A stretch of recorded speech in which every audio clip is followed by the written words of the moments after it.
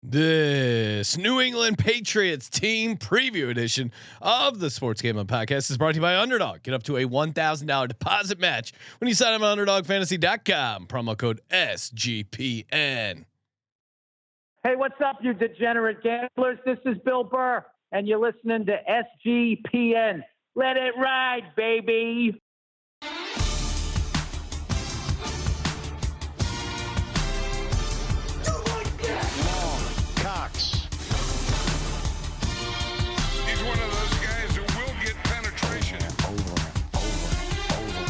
It's a baby fucking wheel, man. San Diego Superchargers. Now go home and get your fucking shine box.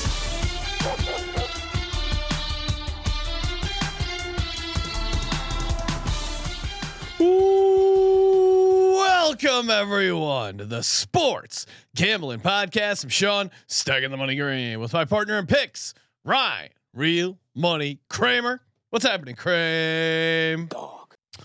Sean, I'm wearing a classic. I don't know if you can see it. We'll go wide. Oh yes, I am wearing the classic baby effing whales. it is a. It's a baby fucking wheel, man. It's an all-time T-shirt. Great design, great logo. We have them going in the merch store. One of my favorite shirts. It calls back to a fun sound drop. One of our earlier shirts. If you've never seen the video, pause this podcast. Go check it out. It is, just. I forget what the title is, but just search "baby whale" in YouTube. It'll come up. A couple chatterheads out on the water. They discover this. Should we just watch it? Yeah, maybe pull it up. Although I feel, yeah, go for it. Why is it not up anymore? I might be, but yeah, good time to Ryan. While you're pulling that up, I'll remind people that the NFL is back. We got it. We just did our Hall of Fame game picks episode last night. Had some fun player props, some underdog higher overs. Or higher, lower, whatever. Some underdog fantasy projections. Check those out. That was a lot of fun. We also had Easy On Lions fan giving us some easy insights. Go fuck yourself, San Diego.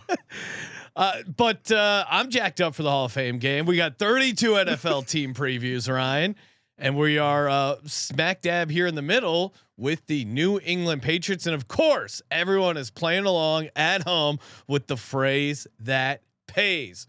One word per team. This episode's word is, Ryan, can you guess it?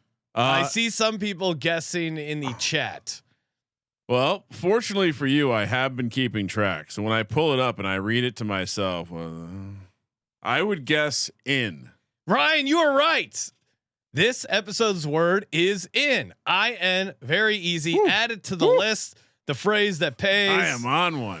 People have been sending in their guesses. I think some people are certainly on the right trail, but to officially qualify for the $1,000 Circa Future, you have to get all 32 words in the correct order. So appreciate the guesses. No one has nailed it correctly. A lot of people have the right idea, I would say, or on the right path. But again, you got to go 32 for 32, and then one lucky winner that sends in the correct 32 words, $1,000 Circa Future. So cannot wait for that, Ryan. All right, I believe we're in a position where we can watch this. Okay, let's go. All right. Might have lied for it. I need you to stall for 1 second. Okay. Not stalling very well. Who? You. What do you mean? You said you. I thought I was ready, and then I said I need you to stall. Yeah, and then I was about to start stalling. Oh, okay, you're not stalling fast enough. You were right up my ass on that, Ryan. We have the New England Patriots coming up. Right up your ass. What are you talking about? We're going to be joined. That might be a drop. We're going to be joined by Cody Zeeb from the NASCAR Gambling Podcast. He is even though he's a Nebraska guy, he's a Patriots super fan. Kramer, do we have it? Let's see if it works. Okay. No sound. Okay, it's kind of mostly sound based. No sound. Well, that failed miserably. All right, and we'll come back to this. Like I said, look it up on your own time. It's a lot of fun. Let's bring on our guest, Kramer. All right, we bring him on. Joining us on the line, New England Patriots super fan from the NASCAR Gambling Podcast. You know him, love him, Cody Zeeb. Cody, what's happening? Hey guys, how's it going? Thanks for having me on. I appreciate it. Oh yeah, appreciate it as always. Yeah, you're calling in from the NASCAR garage. You got the sweet old school Dale Earnhardt t-shirt you're rocking there. Do it for Dale. Yeah, remind people how a guy who grew up, spent most of his life in Nebraska, also dealing with the corn sweats like J Mark. Oh, it's been rough. How do you end up a New England Patriots fan? Yeah, it might be the worst year ever for the corn sweats. It's definitely been bad, but yeah, I just sort of lucked into to becoming a Patriots fan. My dad wasn't really a football fan, so as a little kid, sat down to watch the Super Bowl, and my mom's like, "Well, we got to pick a team to root for," and it was the Rams in St. Louis and the Patriots, and obviously from the Boston area, and she's like, "Well, Boston's way cooler than St. Louis, so let's go for them." And okay. There I was born a fan. They won, so I was like, okay, I like this football. Big dogs.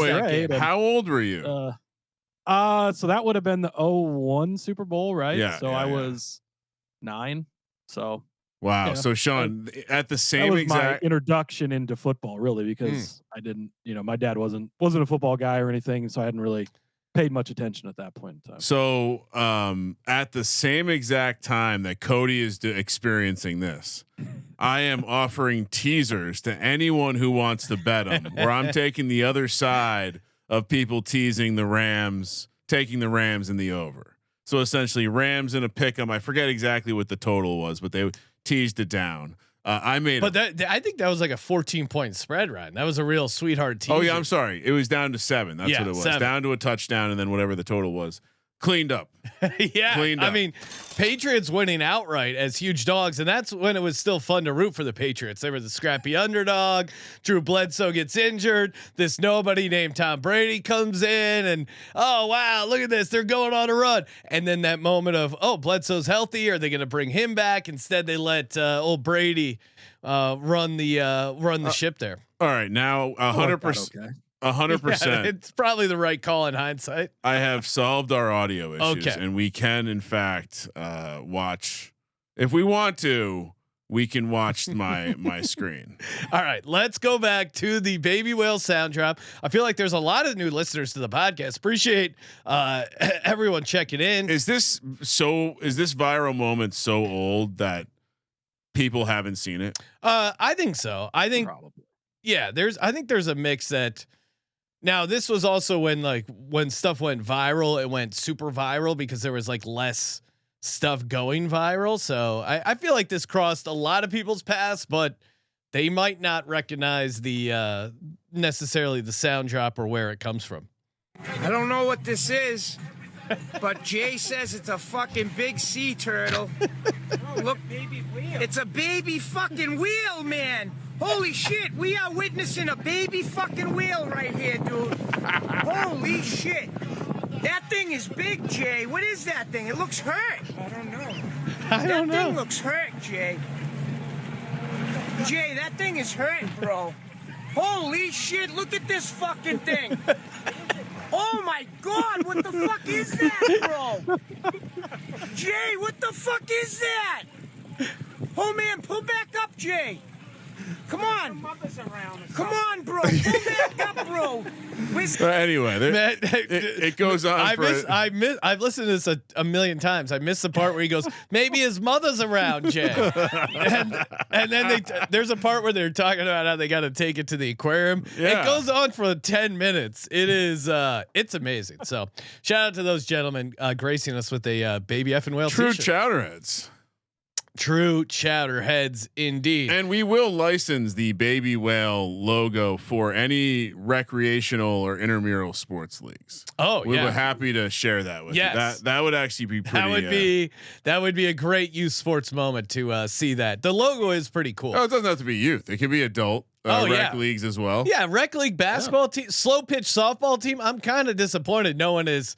If your slow pitch softball team wants to be called the Baby Effing Whales, we'll hook you guys up with some shirts, whatever it is. Hit us up, podcast@sgpn.io. Kramer, let's recap the 2024 New England Patriots. Can we just skip this part?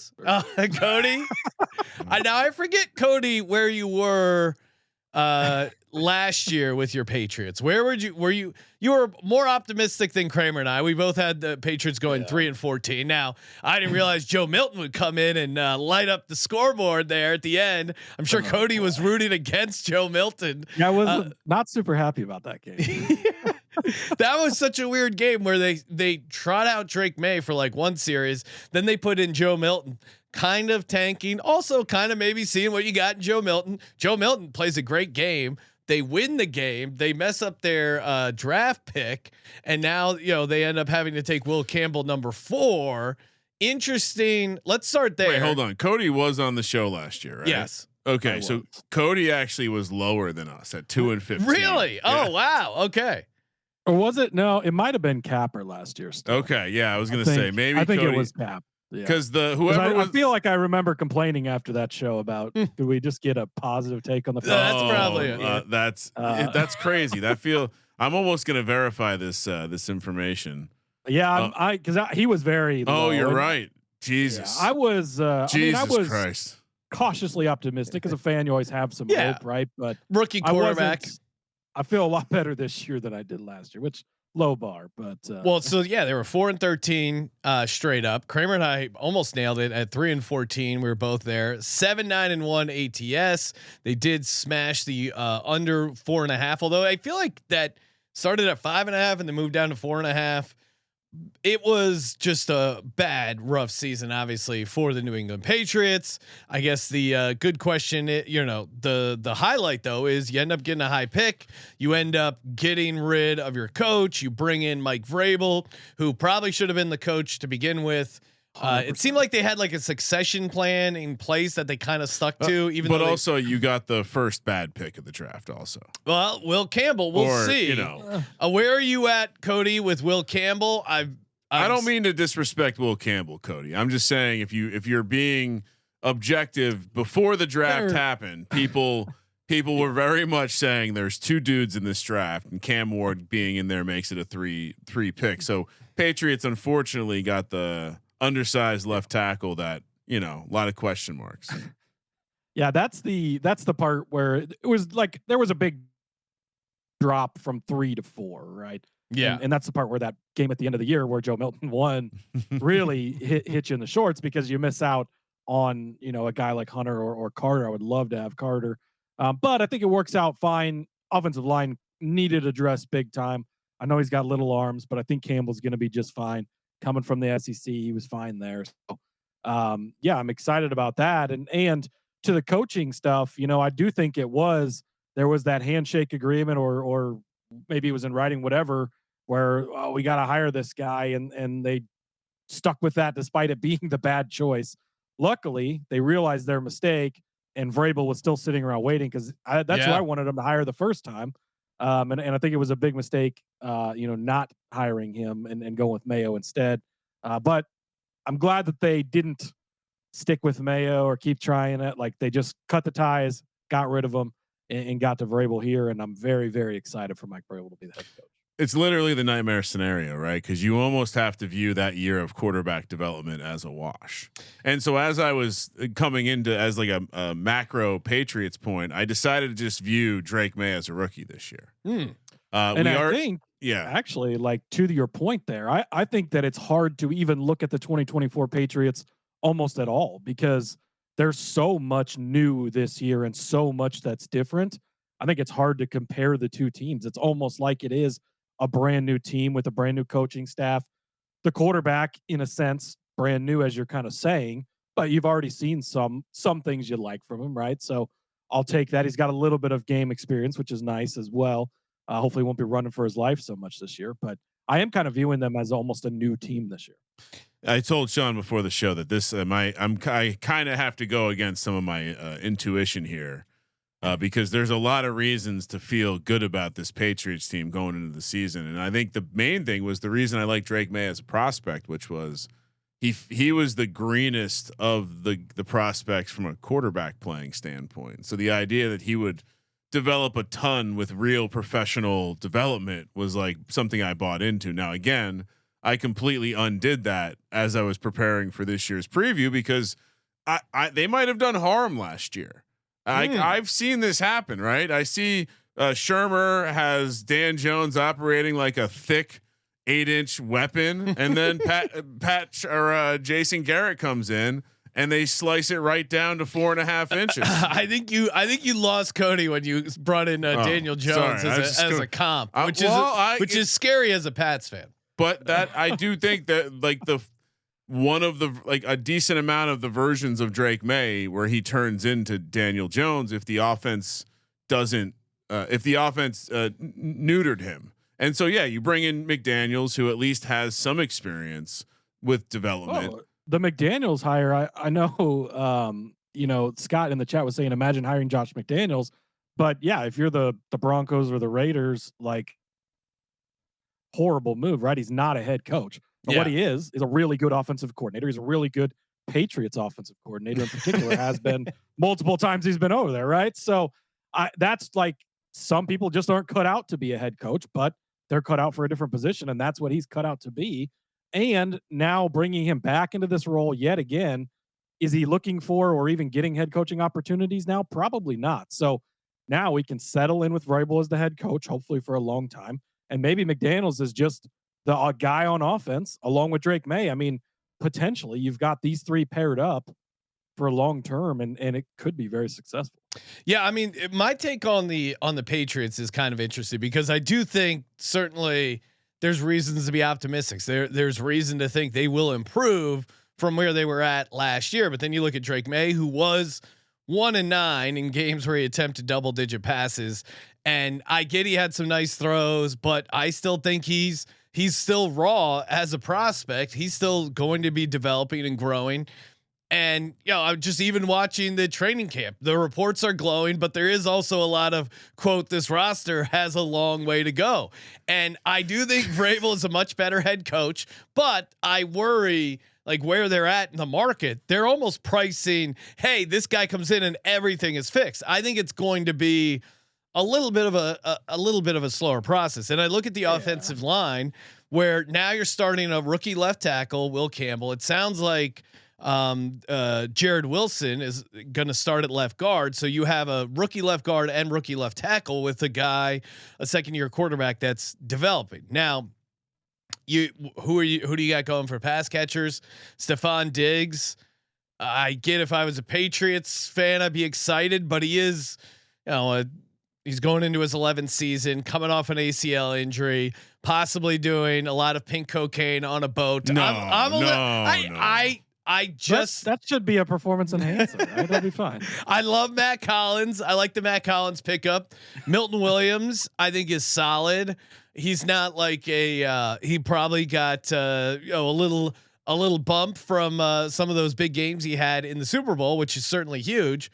So I think this Patriots team is certainly going to be better from last year, but when they moved the win total from 7.5 to 8.5, and I hear so many people calling them the surprise team, Drake May, MVP, they're going to make some noise. I think you're getting a little ahead of yourself for this year, but that's kind of my big picture take on the New England Patriots. I mean, you look at Vrabel, he was 7-10, 6-11 last couple of years as the Titans head coach. He's kind of dubbed as a defensive genius. If you look at when he stepped in to the Titans, right? Yeah. I mean, they were good right off the bat. 4 of his 6 seasons, they had at least 9 wins. He took Ryan Tannehill to the #1 seed in the AFC. It's true. Even with Marcus Mariota, he had some successful seasons stepping in there right away, inheriting what was a bad team and didn't really have a ton of pieces. To your point too about Drake May, didn't look great last year. Well, he didn't have an offensive line, so he had no time. He had nobody to throw to. Both of those things have been addressed. Are they perfect? No, but they've addressed the offensive line. You take your, the 5th overall pick, or 4th overall pick, whatever it was. You get that. You get some free agents, some other stuff. Good to see Adam. I can't wait to hear Adam talk about. He was actually being somewhat complimentary, saying Patriots are the only team in the AFC East that scares me long term, and that's where I'm at with Adam. I like the Vrabel hire. I'm optimistic about Drake May. It's just for this year. Is it all isn't all going to click this year. Now, to Cody's point, for optimism, the schedule is easy, and they're in a decent spot schedule wise. So that, but big picture, the offensive line in particular is a little scary for me. Yeah, and I would but you want to look at the traditional regression stuff, minus 11 turnover margin. They weren't good at recovering fumbles. That's a guy like something that Vrabel would fix.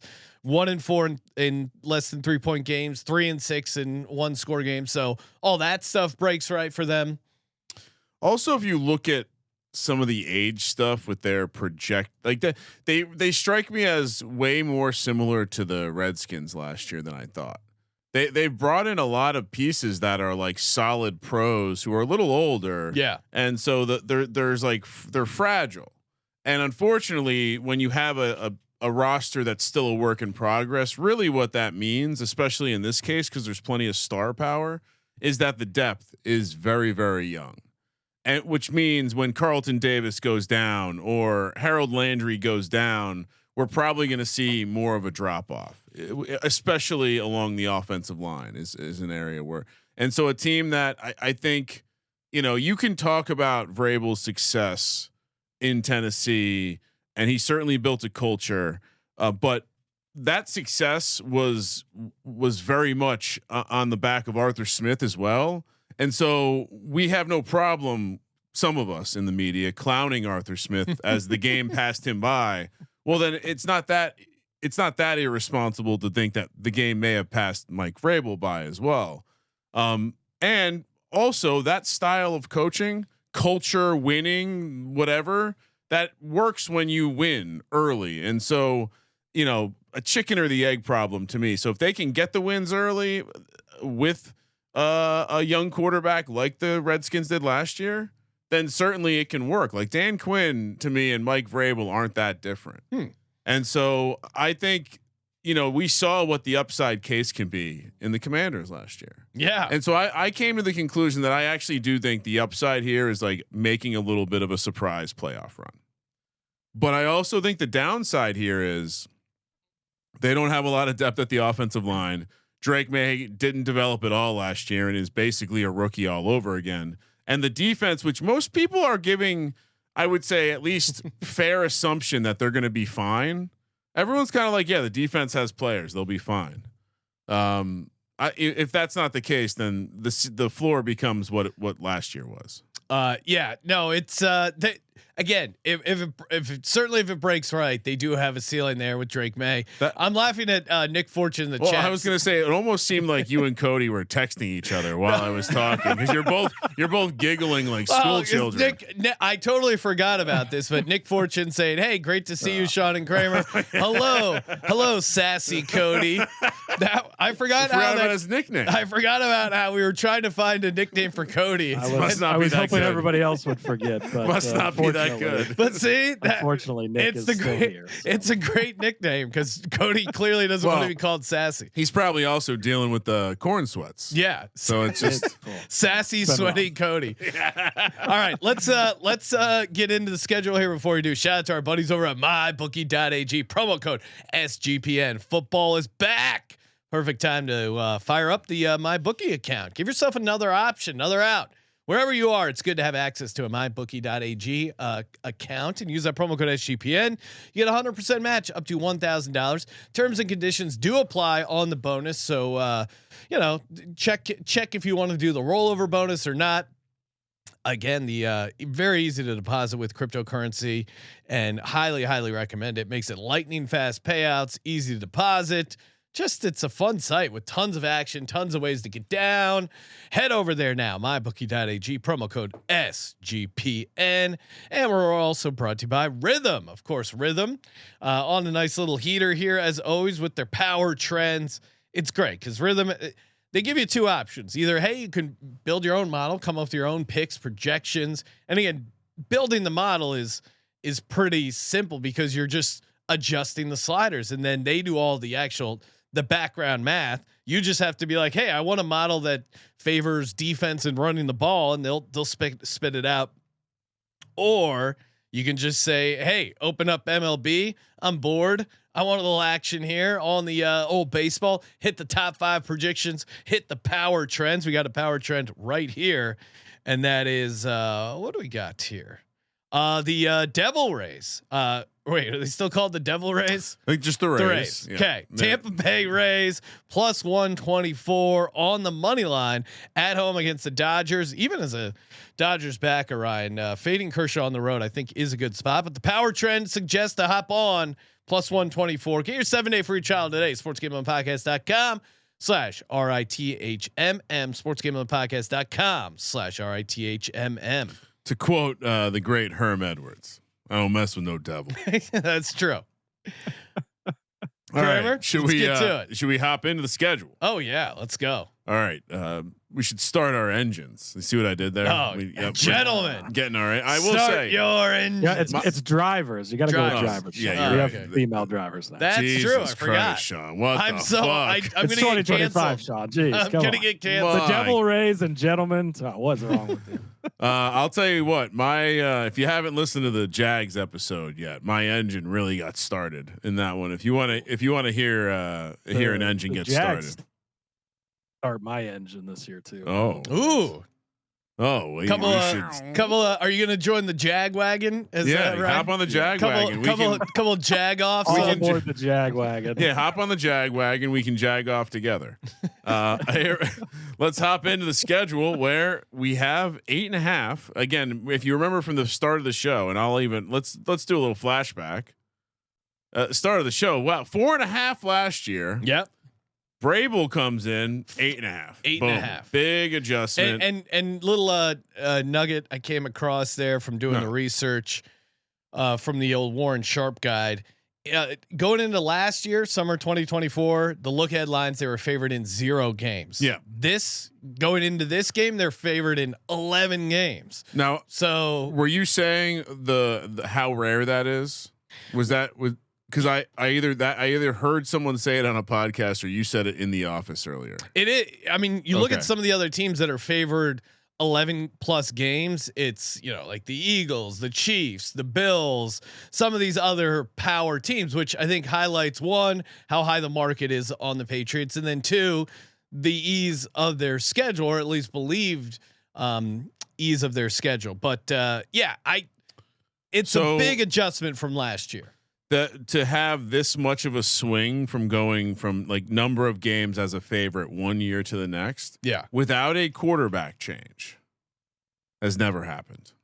But it's kind of a quarterback change, right? You're doing him as a rookie, so you got the coach change, which is kind of a fair caveat, but it's the biggest swing. I mean, technically, he wasn't the starter 85. at the beginning of the year last year either. So. No, but basically, Kobe Brissett did start the first couple games. But their market price at the end of the year was based on Drake May, and so so to see even the way they ended power rated last year compared to what they're going into the season power rated, and to your point, probably the better way to fade them is in the look ahead markets, because the collective, I feel like they're even more overrated collectively across all the games than they are even in the win total market. 8.5, slight juice to the under, -129, 158 to make the playoffs, -196 to miss. That might be my favorite chalky play of the season so far.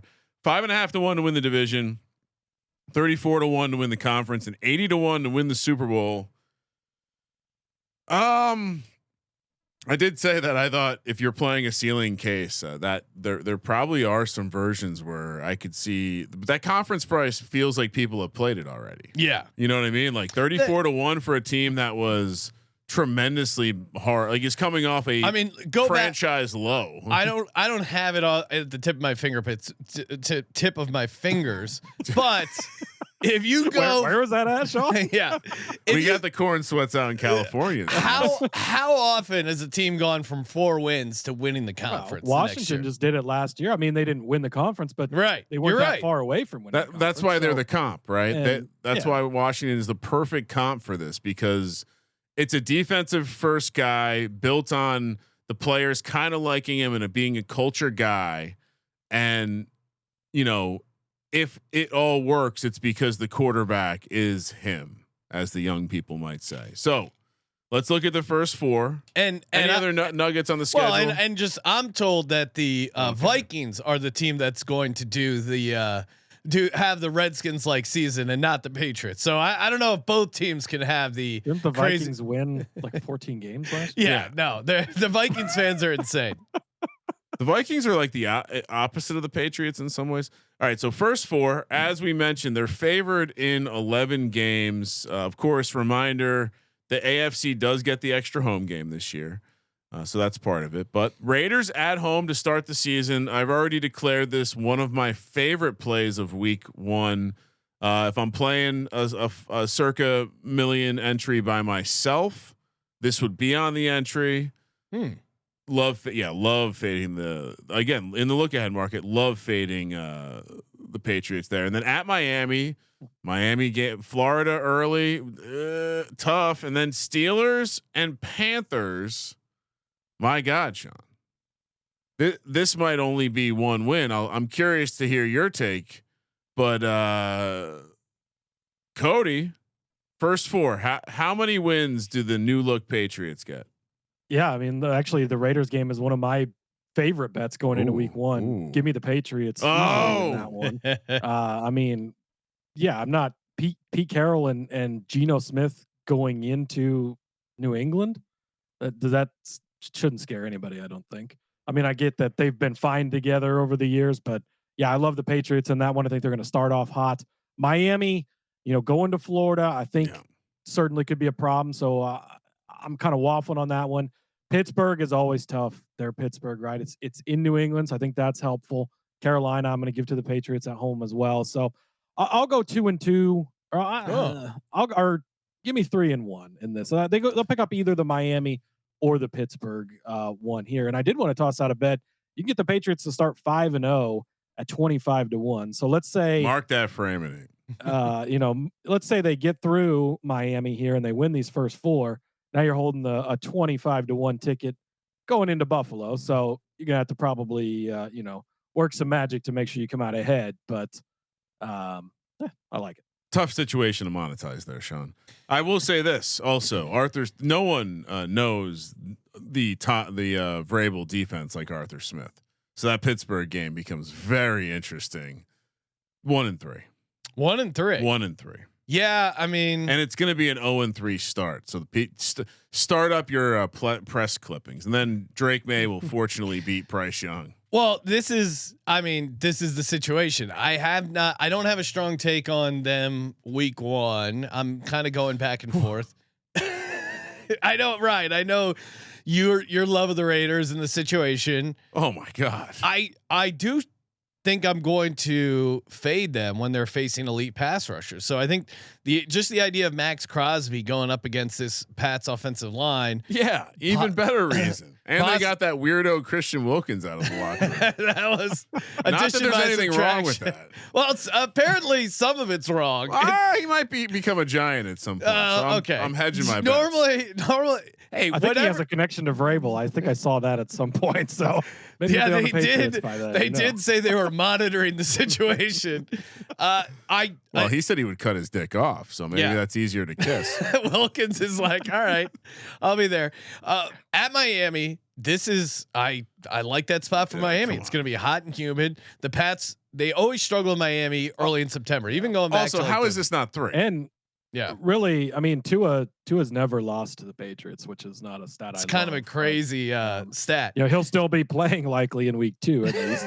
So if he can get through the Colts, that Week 18 game might be questionable. But that is the one where that definitely scares me, and I think probably gonna have to go with Miami in that. Now Steelers at home. I just look at these teams that have elite pass rushers like TJ Watt. Yeah. And I think that's going to be the game is going to be a close, ugly game. And if TJ Watt can get a strip sack, I think that's going to be the difference. Miami has pass rushers too. They don't have a great overall defense. Well, and we'll see if guys like Jalen Phillips, Bradley Chubb are okay. Panthers don't have the pass rush, and I think that's why they can. That game, Panthers. The more I look at this, I like that for the Patriots. I think the Raiders game could be a toss up. I wouldn't be, I guess, shocked, but I'll go 1-3 because yeah, new head coach, a lot of moving parts for this team. If they don't get that win in Carolina, they then start a stretch where they have 3 straight road games. Wow. I mean, again, can we have AI help out with this kind of thing? First up, we have that's a pretty. I mean, if you're gonna have 3 road games though, outside of Buffalo, obviously, this is the 3-game road stretch you probably want to have. Well, yeah. I mean, the Buffalo game, obviously, that's a very hard spot. But then you're going at New Orleans, at Tennessee. Have you watched some of the highlights of the quarterback play in New Orleans? That team might not win a game. It's bad. It's bad. They might not win a game. I'm not even kidding. I was someone who thought Tyler Schuck might be decent, but he is being clear. The quote was clearly outplayed by Spencer Rattler. Yeah, that's a really red bad. flag. Really bad. Now, well, and for New Orleans, like, isn't it ideal to lose all the games and then Arch Manning is the guy? Like, that's probably not going to be how it works because it never works that way. But it would be storybook for them. Here's the dirty secret: like, if you don't pay attention to Arch isn't coming out. Yeah, Arch isn't coming out this year. So I don't know what you would. I guess Nussmeier maybe is the guy. Go from LSU right across the street. But if you get the chance to go to Grandpa's team and revive New Orleans, honestly, they're not like they've got some pieces there. They're not great, but I don't think I want. If my grandfather was named, if my name was Arch Manning, and my grandfather's name was Archie Manning, I don't think I actually would want to go. I think there's a reason he went to Texas and not Ole Miss, that is true. Tennessee. True. I think that's actually a strong point. I think actually the Giants and the Saints are the 2 teams that Arch Manning does not want to play for, and the Colts. I would say those 3 teams he probably does not want to play for. If I was him. Also, we don't know if he's good. we haven't. We haven't seen him play football at a high level. I get the hype. I understand it, but God's eye, has he looked good yet? A couple years back on God's eye, we tuned in to a game where he was playing. Yeah, I believe you're like, this guy sucks. Fuck him. His school was playing. I think like IMG or one of those private academies, and they got their ass beat. Yeah. And he did not look good. And it was like, oh, this is interesting. I guess his last name being Manning helps, but yeah, very interesting. I mean, he's going to look as good as he can look in Sark's offense. That's the reality of it. All right. So 3 straight road games at Buffalo, at New Orleans, at Tennessee. Again, New Orleans and Tennessee, we don't know what that quarterback situation is going to look like. And the floor for it is very, very low. And then you have a Cleveland team who kind of run that back like that might be the easiest 3 games. If I ignore home road, getting New Orleans, Tennessee, and Cleveland in a 3-game stretch is a gift from the gods. Here's the problem. They're road games, which means they'll find a way to drop one of them. You just don't in the NFL. You don't win your 3rd road game. You just don't. 2-2. I'm 2-2 as well. I get maybe why you could be a little more optimistic, but you just don't win your 3rd road game. And I like them against New Orleans. I like them at home against the Browns. The Bills are going to beat them. So 2-2. Vrabel gets a little tight for the revenge spot in Tennessee. Cody, what do you have him going here? Take me back and make me 2-2 for the first 4. Okay. I'll give you Pittsburgh and Miami. We'll change that. It's 3-1 in this. You go to Buffalo, you're going to get your ass kicked, but they're going to bounce back. This is where it's going to be rally around the troops. Here we go. New Orleans is fucking horrible, as we just talked about. Tennessee's a revenge spot for Mike Vrabel. He's not going to lose to them. Then you get to go home, and you're playing the Cleveland Browns. Joe Flacco's hurt, dead, gone, whatever. No Flacco, Sanders, Kenny Pickett, Who's playing quarterback against Mike Vrabel? Not worried about that. So, yeah, it's a tough spot having 3 in a row, but I think probably better to go to Buffalo, just get your ass handed to you early. And kind of get we need to wake up, and that's going to be probably a spot where it's like, okay, are you here to play or are you not here to play? You go to New Orleans, you go to Tennessee, and then you come home and win. So 2-2 in the first 4, I'll change to that, but give me 3-1 in this stretch. So Cody's got him 5-3. Kramer and I both have them 3-5 here, 8 games through. And They do seem dangerously close to being able to start 0-5. That would pay 14-1. Just as a aside. All right, next 4. And if I believe I mentioned it, but if I didn't, the Buffalo game is a prime time spot Sunday night. Next 4 we have starting off with a home game against Atlanta, then back to Florida to take on the Bucks, home against the Jets, and then on the road against the Bengals. So if we use the same logic, we don't know what the pass rush for Atlanta might look like. Yeah, that becomes a winnable game for me. So maybe we're on a nice little stretch here, and then at Tampa, I don't know. Doesn't Todd Bowles pick up? Doesn't he take care of this situation? Yeah, I'm going to say another 2-2. The Bengals game being a loss for me. Yeah, I mean I'm a little higher than market probably on the Jets and the Falcons, but I'm chopping the Jets up for the division. That's fair. I think even Atlanta, dome team outdoors. I do think that the Patriots would kind of match up pretty decently against this Falcons team at Tampa Bay. Even with that though, and I'm a kind of more of a Falcons hater.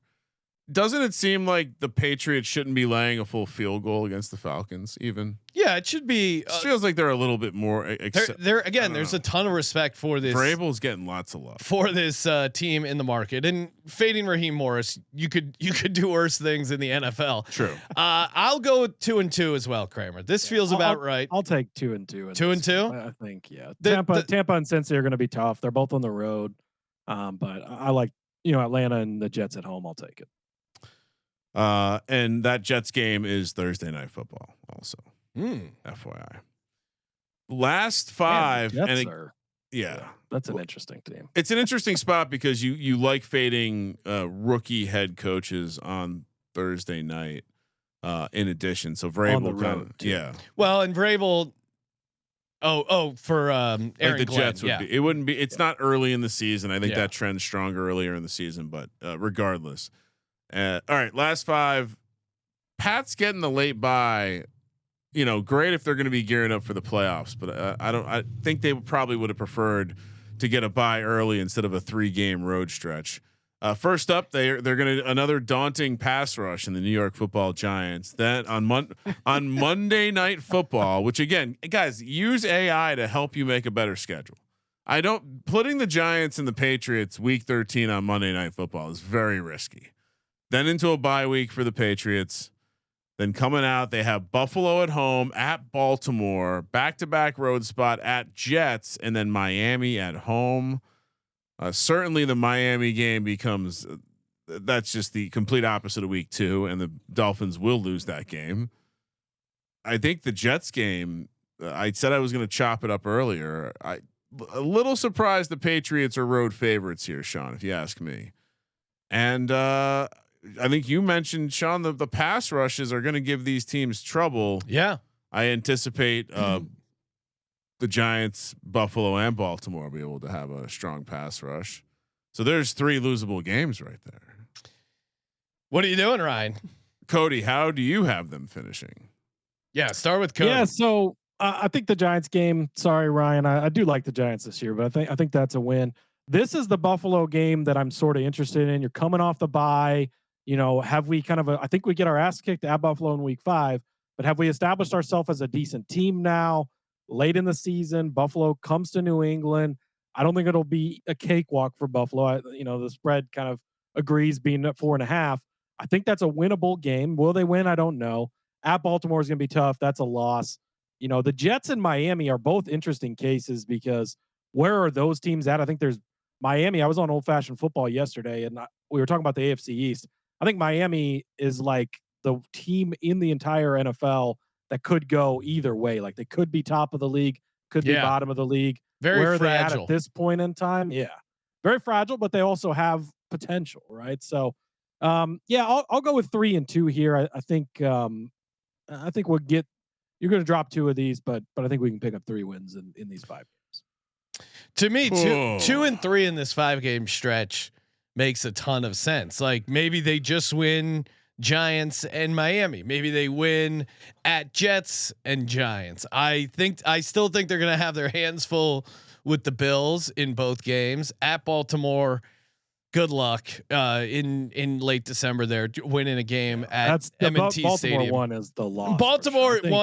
one is definitely a loss, and then I think those back-to-back division games. But like Patrick said, like Buffalo trips up against the Patriots once a year. It's one of those division things where we do play like we're good against them in one of the games, and I just don't see it being that week 5 spot unless we just catch Buffalo sleeping early or something. But coming off the bye late at home, weather could be a factor. Who knows? I like that spot a lot better.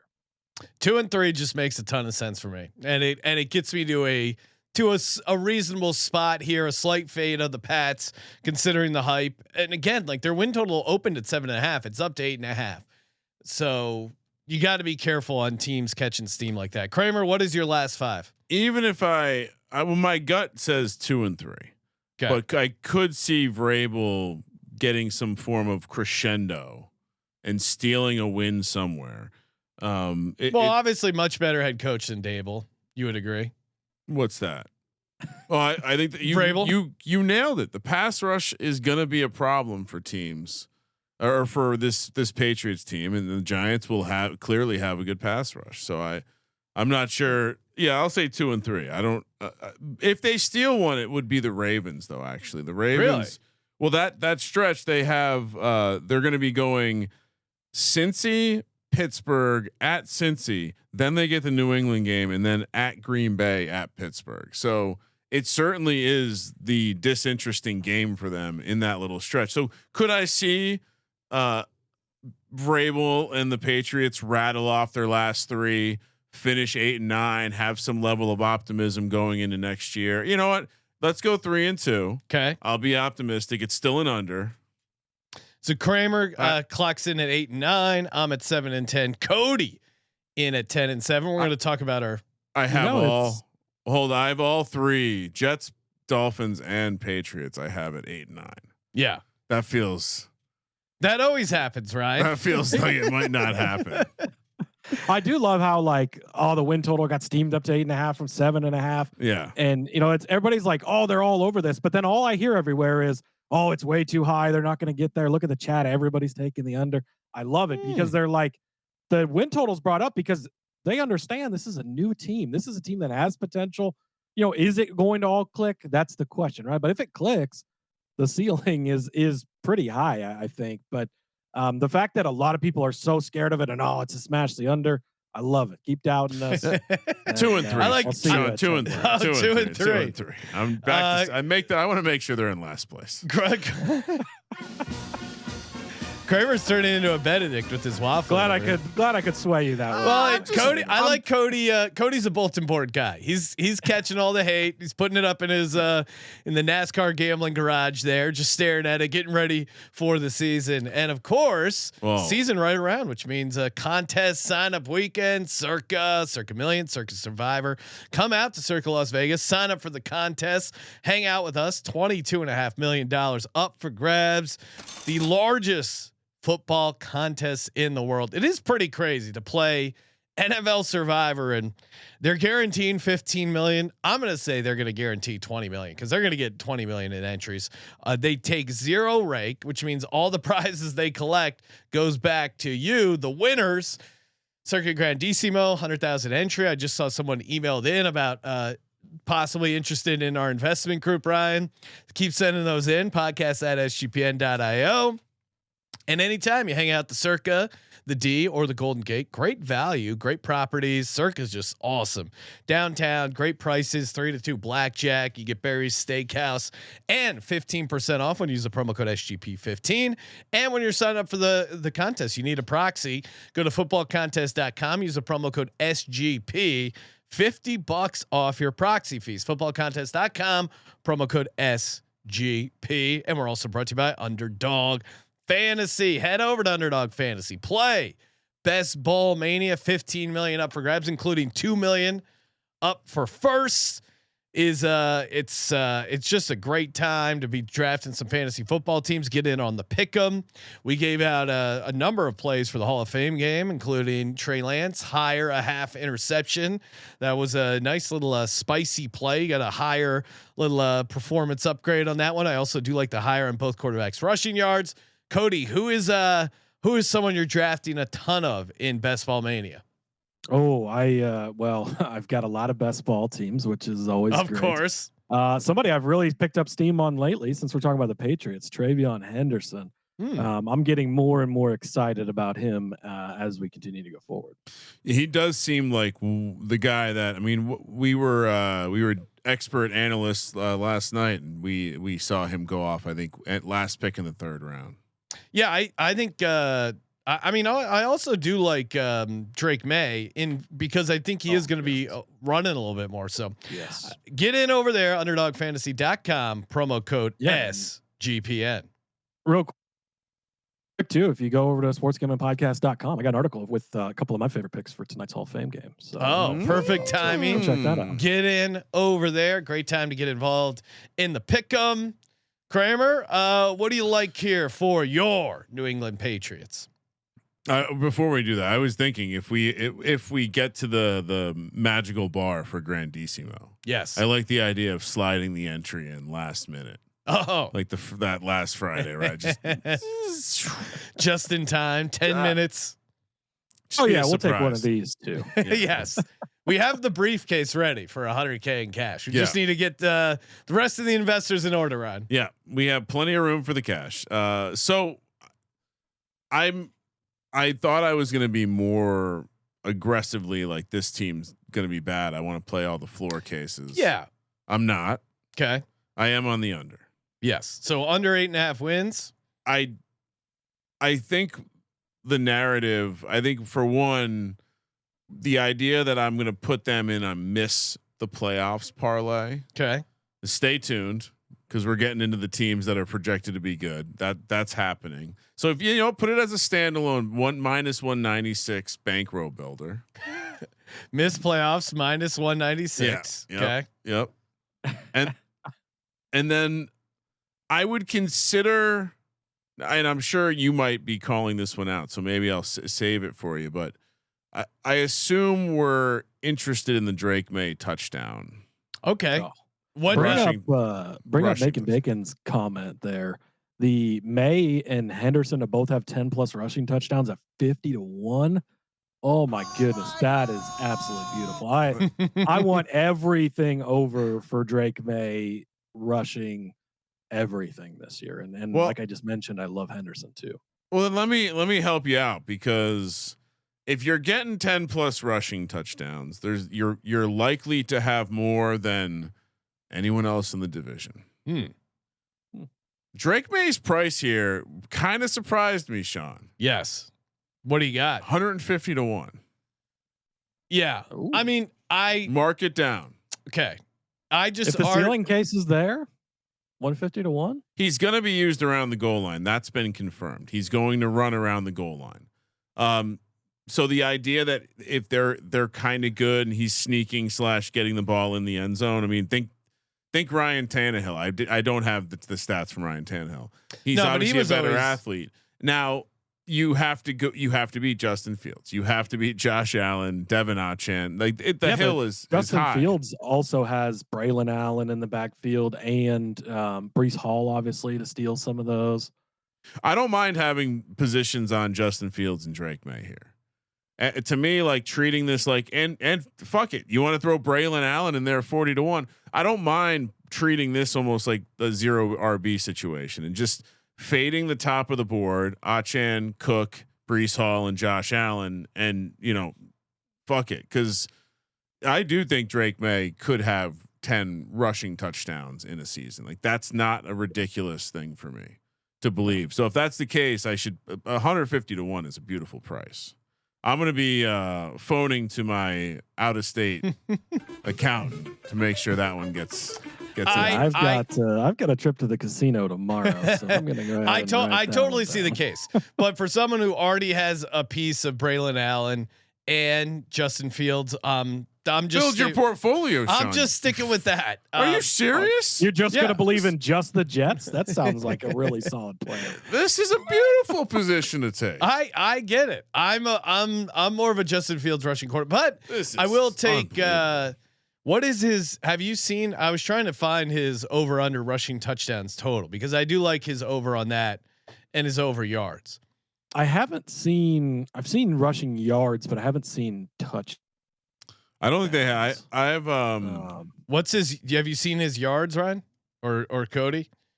I've seen 675 and a half. Okay. Or no, that's Henderson. I've seen 425 and a half for May. Yeah, that sounds which he had 421 last year, and he played quote unquote 13 games. But like you mentioned earlier, he played one series in the last game. So really, he played 12 games and had 421 behind a horrible offensive line with nobody else out. Like everything is going to be better this year, as we've just talked about. So for me, I love over on it. Yeah, I'm taking the under 7.5 wins on the Pats at plus 180. I'm taking the under 8.5 wins. I like Stephon Diggs under 775 receiving yards. I just think an aging receiver coming off an ACL, doing cocaine on a boat, doing cocaine post 30. You don't bounce back as easy as you used to. Allegedly, we don't know what was in that pink My bag. God, Right? Having what? Oh yeah, whatever. The sea salt he brought out, the Himalayan sea salt he brought on the boat. You don't bounce back. That's what it was. You don't bounce back from that like you do in your 20s. He could have a decent. Or does it help you bounce back? I don't. That is not true. that I'm saying to do drugs, but that is the original PED. But I do like the Drake May over 425.5 rushing yards. That seems fine. I'm almost more inclined to play it game. The touchdown? No, game to game. Yeah, and I do have some concern for Drake May getting knocked around a little bit if he is going to be rushing more. Doesn't he strike you as the guy that's going to hold on to the ball? Like he's going to be the Josh Allen. We're going to see some crazy ass fumbles from Drake May this year. Where he's just going to be like, nope, I can do that. Nope, I cannot do that. If Drake May does have to miss a couple games, Josh Dobbs, it's kind of a drop off for the backup quarterback. Astronaut? Come on. Yeah, I did like the astronaut. It's a great nickname. All right, Cody. So you got him going 10-7. You already gave out the 5-0 start at a little sprinkle of 25-1. I'm going to put you down for over 8.5 wins. What else do you like for your New England Patriots? Yeah, I mean Drake May over the 425 rushing yards. That I love that. If there's an opportunity to ladder that or car lift it, as we call it in the NASCAR Gambling podcast world, I will ride that as high as I possibly can. Travion Henderson, you can get his over rushing yards at 675.5. I think that Mike Vrabel likes to run the ball. I think that they're going to run the ball a lot. I think that between May and Henderson and Stevenson, they've got three really good runners, and with the offensive line being a little bit better, I like that. I think that they're going to do that a lot. I think Stevenson has a fumbling problem, and I don't think that Mike Vrabel is going to play that game. So I think Henderson takes over sooner rather than later as the guy. So I love his over when it comes to that. So yeah, those are definitely some of my favorites. Hunter Henry, you can get his over 575.5 receiving yards. He went well over that last year with 674. So I like that one also. You playing any make playoffs? I have one that I think maybe everyone might like. Sure, because there's a lot of discussion about the 10 touchdowns, right? Which I've seen is anywhere from 20 to 25-1 standalone. So I still think if you're playing that, you got to sprinkle the 150-1 division price. But you can get Drake May to score 5 touchdowns plus 150. Okay, I'll do that. That's what I'll play. 5 rushing TDs plus 150. That makes me think they're going to set his number at 3.5. Yeah. Right. So we're going to play essentially over 4.5 plus 150. Okay. Yeah. No, I like that. I like that. Cody, I did find a fun one. You can get the Patriots to score a rushing touchdown in all 17 regular season games. Yeah. At 45-1. Ooh. That's a little spicy. I don't mind that. I think they're going to be. I think running the ball is going to be a big focus this year, and if they get close to the goal line, I think they won't be afraid to just pound the ball in rather than trying to throw it. Sean, you look in most interceptions. What's his price? 16-1. Yeah, similar range. I don't think they throw the ball, and I think especially if he's having an interception problem, they're not going to keep putting him in situations where he's throwing deep passes. I mean, to Cody, Vrabel will reel that in quickly. To Cody's point, like Ryan Tannehill, I agree. The volume won't be there, I don't think. And they'll protect him. Also too, some of that, you know, the way they structured the Tennessee offense was because they had they had Derrick Henry. But you look at Tannehill in the Tennessee years, a 6, 7. He did have one year where it was 14, but then 6 and 7. So I don't think they're going to let him get exposed to that. And again, that's why I like the under on the Diggs passing yards. I'm with Cody. I think there's going to be an effort to pound the rock more. They're going to distribute it. You know, you get Kyle Williams in there, you get Hunter Henry. Like, I think they're going to spread the ball around a decent amount. Any thoughts on Mike Vrabel, coach of the year, 6-1? No, come on. It's too short. Yeah. But Cody, Yeah, like I think, not to plug it too much, but sportsgamblingpodcast.com. I got an article for coach of the year with my picks over there also. But yeah, I think all the favorites, it's tough. Like, what would he have to do to be the coach of the year? I think they'd have to be a 12-win team, and then you'd have to have other coaches that are just more sexy not have good years. I think with the win total already being an 8.5, I think there's already expectations. yeah. And when there's expectations, it's harder for a guy like that to win that award. It's a shocking price compared to like the path, like him and Ben Johnson. To me, their prices relative to what they have to do compared to what Liam Cohen has to do, compared to what Liam Pete Cohen, Carroll, one I love, by the way. I believe he was the first one that I had put in there. But you and I both, the expectations are just too high. Like a guy like Ben Johnson, if he comes in and just completely turns the Bears around and they have this great season, okay, that's what he was supposed to do, right? And so it's either you're going to be like, okay, he did what he's supposed to do, or you're going to be disappointed. You're not going to give him the award at plus 650 or whatever he's at. But Cohen at 10-1. I did toss Brian Dable in there at 30-1 for you. I was trying to get some brownie points, but getting the Stefanski treatment. I will say, I think the tricky part about this year for Vrabel and Ben Johnson is that, you know, Liam Cohen, Canales, Glenn Carroll, like one of these guys is making the playoffs. And I think that's going to be the tipping point. And so, yeah, I'm with you. A little surprised that Vrabel's price is where it is. Like that price suggests that this team is making a deep run in the playoffs, maybe winning the division. Which I think that's where they. Unlikely. But even you look at like who won the award last year. I'm trying to think, but it wasn't. It was not.